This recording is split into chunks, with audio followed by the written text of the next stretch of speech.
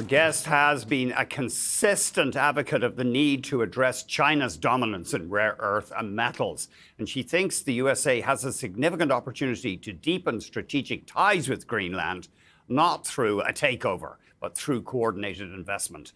Let's get more from Gracelin Baskaran, Director of the Critical Mineral Security Program at the Center for Strategic and International Studies. And she's at the WEF gathering in Davos, Switzerland. Thank you very much indeed for joining us.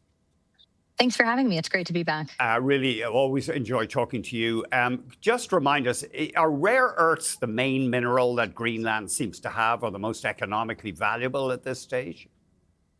Rare earths are the most attractive mineral from the perspective that it's the mineral that the world is chasing. While we know that they have deposits of minerals like palladium, like graphite, which the European Union is back, given China's restrictions on rare earth last year and the urgent need to increase our supply, it has been where the majority of attention has fallen. This is also because Greenland has large deposits of rare earths.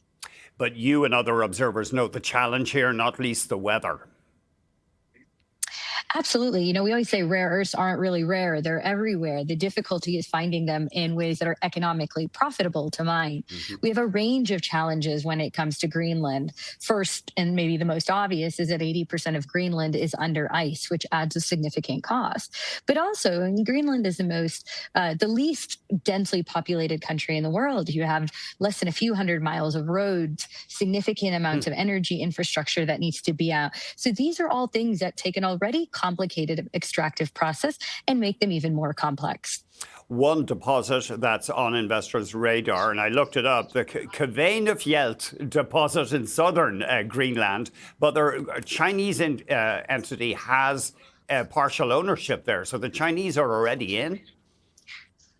Where are the Chinese not is sometimes a better question. I mean, when I look at our rare earth mine here in the U.S. at Mountain Pass, it has part Chinese ownership. Wow. However, this doesn't mean that it's unsurmountable. I mean, we learned that in the U.S. is that the U.S. government came in and is also an owner of the same asset. Right. I mean, that sounds like an awkward partnership in a way, doesn't it? Since the whole point about trying to develop rare earths is to loosen China's grip.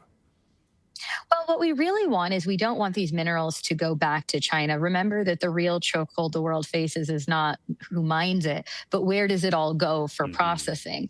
Ultimately, in the U.S., what we learned is even though that rare earth mine has part Chinese ownership, those rare earths no longer go to China for processing. Thus, it loses some of that control.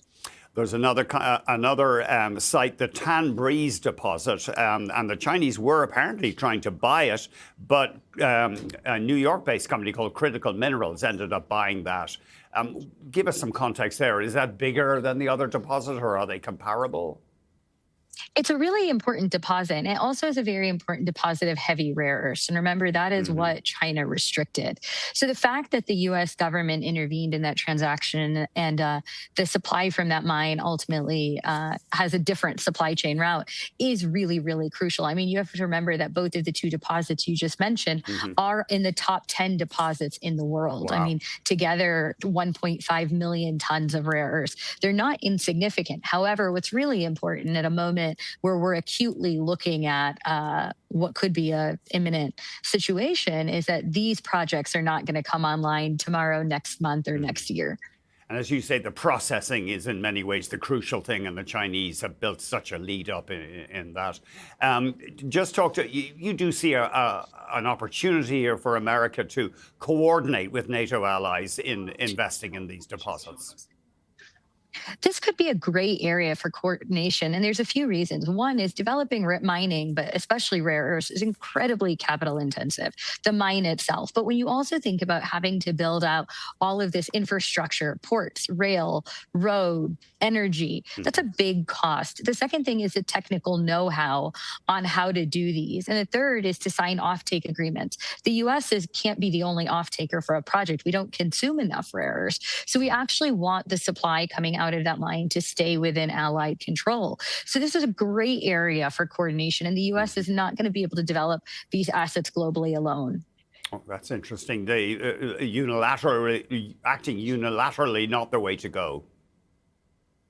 Correct. And it's really interesting timing because just last week, President Trump made a 232 announcement in which he prioritizes building trade agreements with our allies for securing processed minerals. And this is a really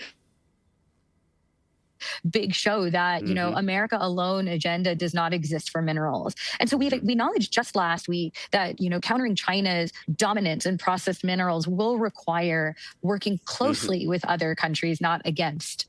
Gracelin, thank you very much, as ever. I'd love to hear from you. Gracelin Baskaran joining us from Davos, Switzerland, and she is director of the Critical Mineral Security Program at the Center for Strategic and International Studies.